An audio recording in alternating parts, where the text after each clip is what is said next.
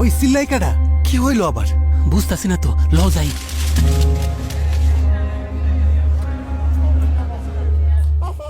বাবা, ও বাবা, কি হয়েছে তোর? ঠিক হয়ে যাইব, সব ঠিক হয়ে যাইব। কষ্ট হইতেছে আম্মা, আমার পোলানের কি হইল? ধৈর্য ধরো মা, আনোয়ার স্বাস্থ্যকর্মীরে নিয়ে এক্ষুনি আইসা পড়বো। আসেন, ভেতরে আসেন। কই দেখি। এই যে দেখেন। আপা, আমার দীপু তো সুস্থ হইতেছে না, কত ওষুধই তো দিলাম। হ্যাঁ তাই তো, এমন তো হবার কথা না। আনোয়ার ভাই, ওকে এখনই শহরে নিয়ে যেতে হবে।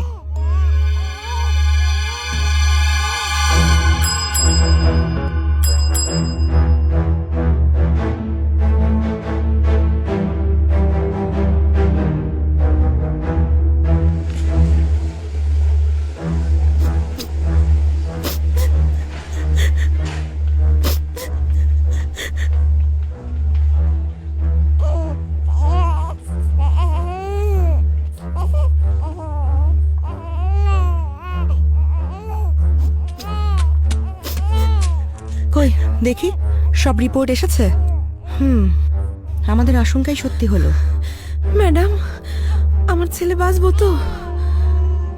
দীপু অ্যান্টিমাইক্রোবিয়াল রেজিস্ট্যান্ট ব্যাকটেরিয়ায় আক্রান্ত হয়েছে, যে কারণে ওর শরীরে কোনো অ্যান্টিবায়োটিক কাজ করছে না। ম্যাডাম, এটা কোন অসুখ? হ্যাঁ, এটা কোনো অসুখ নয়, তবে অসুখের অন্যতম কারণ। মানে?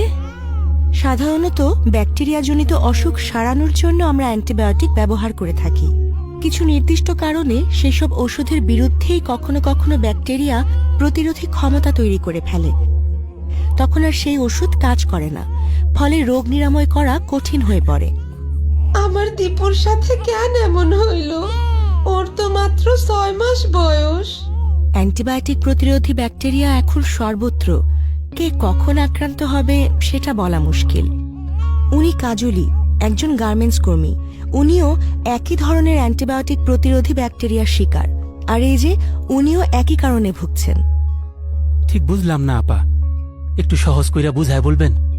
অ্যান্টিবায়োটিক অত্যন্ত শক্তিশালী ওষুধ, যা শুধুমাত্র ব্যাকটেরিয়ার সংক্রমণের বিরুদ্ধে কার্যকর। অনেকে সর্দি কাশির মতো ভাইরাসজনিত অসুখে অ্যান্টিবায়োটিক ব্যবহার করে, কিন্তু অ্যান্টিবায়োটিক ভাইরাসের বিরুদ্ধে কাজ করে না। তবে এই অপ্রয়োজনীয়ভাবে অ্যান্টিবায়োটিক খাওয়ানোর ফলে ব্যাকটেরিয়া ওষুধকে প্রতিরোধ করতে শিখে যায়, অর্থাৎ ড্রাগ রেজিস্ট্যান্স তৈরি হয়। কখনো কখনো ক্রমাগত প্রয়োজন ছাড়া অ্যান্টিবায়োটিক ব্যবহারের কারণে তা আরও মারাত্মক মাল্টি ড্রাগ রেজিস্ট্যান্সও হয়ে যেতে পারে। তখন অধিকাংশ ওষুধই আর কাজ করে না। আপা, এখন তাইলে কি উপায়? মাল্টিড্রাগ রেজিস্ট্যান্স ব্যাকটেরিয়ায় আক্রান্ত রোগীর মৃত্যু ঝুঁকি অনেক বেড়ে যায়। তাছাড়া দামি অ্যান্টিবায়োটিকের ব্যবহার এবং দীর্ঘদিন হাসপাতালে চিকিৎসাধীন থাকার কারণে এই ধরনের ব্যাকটেরিয়ার জন্য চিকিৎসা খরচও অনেক বেশি হয়ে থাকে।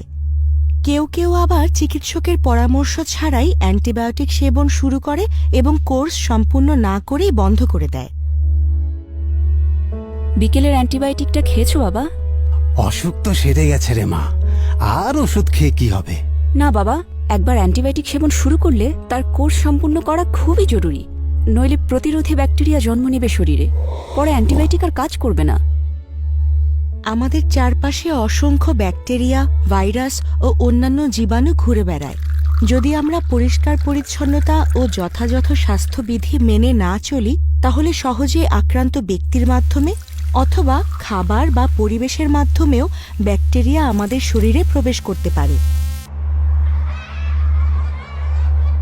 এভাবে অস্বাস্থ্যকর পরিবেশে তৈরি খাবার খাওয়া তোমাদের শরীরের জন্য খুবই ক্ষতিকর হতে পারে। এই ধরনের খাবারের মাধ্যমে অ্যান্টিমাইক্রোবিয়াল রেজিস্ট্যান্ট ব্যাকটেরিয়ার মতো নানান ক্ষতিকর ব্যাকটেরিয়া সহজেই মানুষের শরীরে প্রবেশ করতে পারে। তাই সব সময় স্বাস্থ্যবিধি মেনে চলা উচিত এবং খাবার গ্রহণের আগে ও টয়লেট ব্যবহারের পর অবশ্যই সাবান পানি দিয়ে হাত ধোয়া উচিত। তাহলে তো স্যার আমাদের অনেক সাবধান হতে হবে। অনেকেই তো খামারেও অ্যান্টিবায়োটিক ব্যবহার করে, সেটাতেও কি ঝুঁকি আছে? জি আনোয়ার সাহেব, গবাদি পশুর দ্রুত বৃদ্ধি বা সংক্রমণ প্রতিরোধের জন্য অনেকেই খামারে অতিরিক্ত অ্যান্টিবায়োটিক ব্যবহার করে থাকে। ফলে পশুর শরীরে প্রতিরোধী ব্যাকটেরিয়া তৈরি হয়। এই ব্যাকটেরিয়া এবং অ্যান্টিবায়োটিক মাটি, পানি ও খাদ্য শৃঙ্খলে ছড়িয়ে পড়ে, যা মানুষের শরীরে প্রবেশ করলে অ্যান্টিবায়োটিক আর কাজ করে না। হ্যাঁ, ডাক্তার আপা ঠিকই বলেছেন। শোনেন, সারা পৃথিবীতে অ্যান্টিমাইক্রোবিয়াল রেজিস্ট্যান্স একটি বড় ধরনের সমস্যা। গবেষণায় দেখা গেছে 2019 সালে অ্যান্টিবায়োটিক প্রতিরোধী ব্যাকটেরিয়ার কারণে সারা পৃথিবীতে প্রায় 13 লাখ লোক মারা গেছেন। তাছাড়া এরকম চলতে থাকলে প্রতিরোধী ব্যাকটেরিয়ার কারণে 2050 সালের মধ্যে যত মানুষ মারা যেতে পারে সেটা ক্যান্সারের মৃত্যুর সংখ্যার চাইতেও বেশি হতে পারে। এখন এটা কেবল আর একটা দেশের বিষয় না, পুরো পৃথিবীতে মানুষের চলাচলের মাধ্যমে প্রতিরোধী ব্যাকটেরিয়া ছড়িয়ে পড়তে পারে।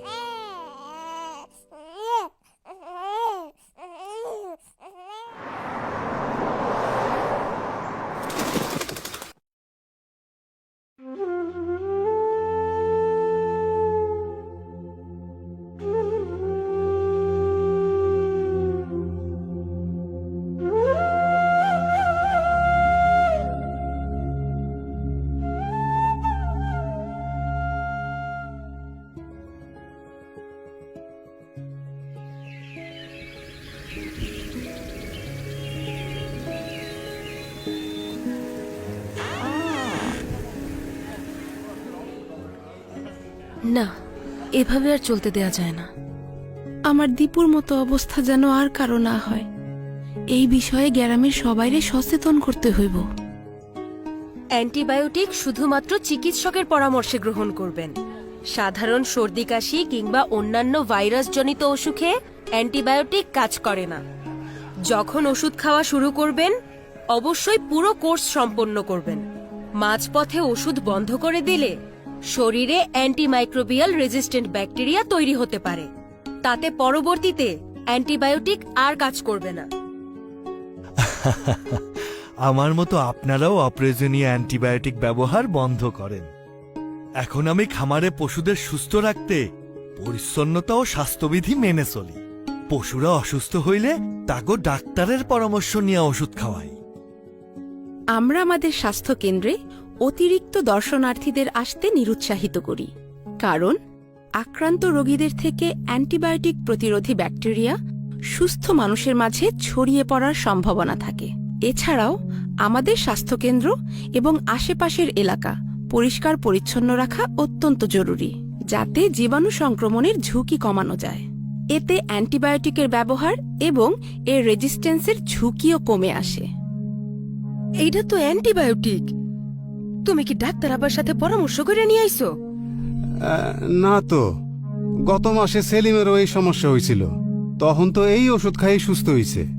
ডাক্তারের পরামর্শ ছাড়া এই ওষুধ আমি খাওয়াইতে দিব না।